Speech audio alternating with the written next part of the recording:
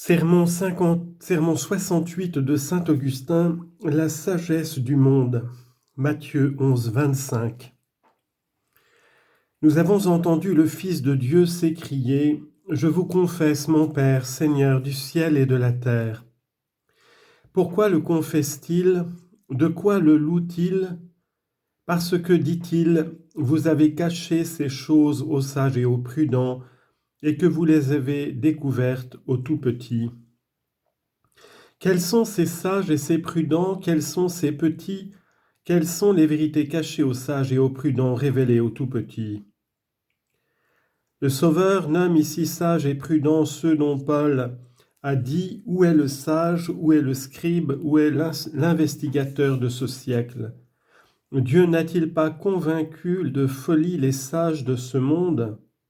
1 Corinthiens 1, 20. Cherches-tu néanmoins à savoir encore quels sont ces derniers? Ce sont peut-être ces esprits qui ont beaucoup parlé de Dieu pour en dire des faussetés, qui enflés de leur connaissance n'ont pu s'élever jusqu'à la connaissance de Dieu et ont vu Dieu dont la nature est incompréhensible, dans l'air, dans l'éther, dans le soleil ou dans quelque autre partie distinguée de l'univers.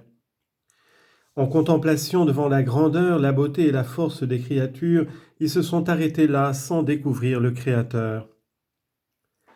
Voici leur condamnation dans ces paroles du livre de la sagesse. S'ils ont eu assez de force pour connaître l'univers, comment n'en ont-ils pas trouvé le maître plus facilement? Sagesse 8, 9.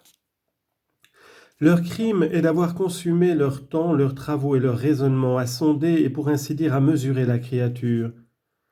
Ils ont étudié la marche des astres, la distance respective des étoiles, la route des corps célestes et à l'aide de certains calculs, ils sont parvenus à connaître et à prédire les éclipses de soleil et de lune avec une telle précision qu'elles arrivent à l'époque, au jour, à l'heure, de la manière et selon les dimensions qu'ils ont annoncées d'avance. Il faut pour cela beaucoup de travail et de pénétration. Mais en cherchant si loin le Créateur, ils ne l'ont pas trouvé, car il était près d'eux-mêmes, et s'ils l'avaient trouvé, c'est qu'il l'aurait eu dans leur cœur.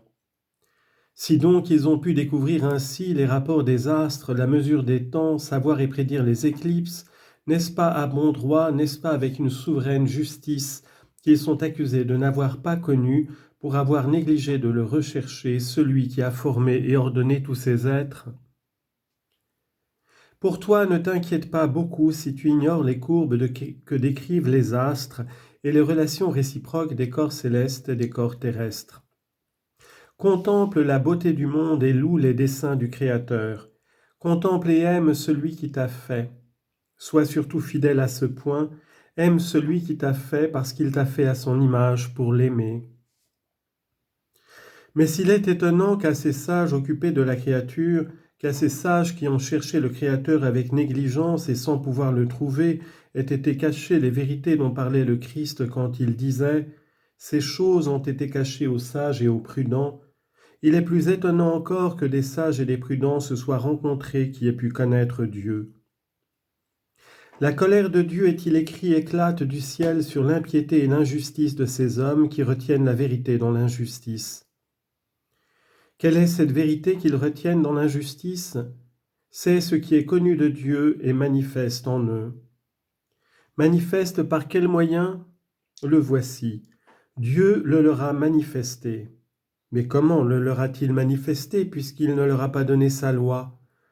Comment, en effet, ces perfections invisibles rendues compréhensibles depuis la création du monde par les choses qui ont été faites sont devenues visibles? Il y eut donc des hommes qu'il ne faut comparer ni à Moïse, le serviteur de Dieu, ni à ces nombreux prophètes qui contemplaient et saisissaient ces merveilles avec le secours de l'Esprit Saint, de cet esprit qu'ils avaient puisé à longs traits avec leur foi et leur piété, et dont ils s'étaient nourris intérieurement. Il y eut, dis-je, des hommes différents qui purent s'élever par le moyen de la créature à la connaissance du Créateur et dire des œuvres de Dieu, voilà ce qu'il a fait, ce qu'il gouverne, ce qu'il maintient. Et après avoir tout créé, il remplit tout de sa présence. Ils ont pu tenir ce langage, car c'est d'eux que saint Paul rappelle le souvenir dans les actes des apôtres. Après avoir dit que nous avons en Dieu la vie, le mouvement et l'existence, comme il parlait à ces Athéniens parmi lesquels avaient vécu ces savants illustres, l'apôtre ajoute aussitôt « ainsi que l'ont dit quelques-uns d'entre vous ». Et ce qu'ils ont dit n'est pas de peu d'importance, c'est que nous avons en Dieu la vie, le mouvement et l'existence. Acte 17, 28. D'où vient donc qu'il ne faut pas les comparer aux prophètes et qu'ils sont justement blâmés et accusés? Écoute les paroles de l'apôtre que j'avais commencé de rapporter. La colère de Dieu éclate du haut du ciel sur toute impiété, sur l'impiété de ceux mêmes qui n'ont pas reçu la loi, sur toute l'impiété et sur l'injustice de ces hommes qui retiennent la vérité dans l'injustice. Quelle vérité? Que ce qui est connu de Dieu est manifeste en eux. Qui l'a rendu manifeste? Car Dieu le leur a manifesté. Comment? Ces perfections invisibles, rendues compréhensibles depuis la création du monde par les choses qui ont été faites, sont devenues visibles, aussi bien que son éternelle puissance et sa divinité. Pourquoi les a-t-il manifestées? Afin que ces hommes soient inexcusables. Mais en quoi sont-ils coupables s'il a voulu les rendre inexcusables? En ce que, connaissant Dieu, ils ne l'ont point glorifié comme Dieu.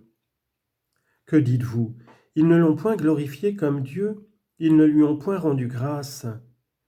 Glorifier Dieu, c'est donc lui rendre grâce, sans aucun doute. Qu'y a-t-il de pire que l'ingratitude envers Dieu dans un être qui est créé à son image et qui le connaît? Oui, sûrement, glorifier Dieu, c'est lui rendre grâce. Les fidèles savent en quel lieu et à quel moment on dit « Rendez grâce au Seigneur notre Dieu ».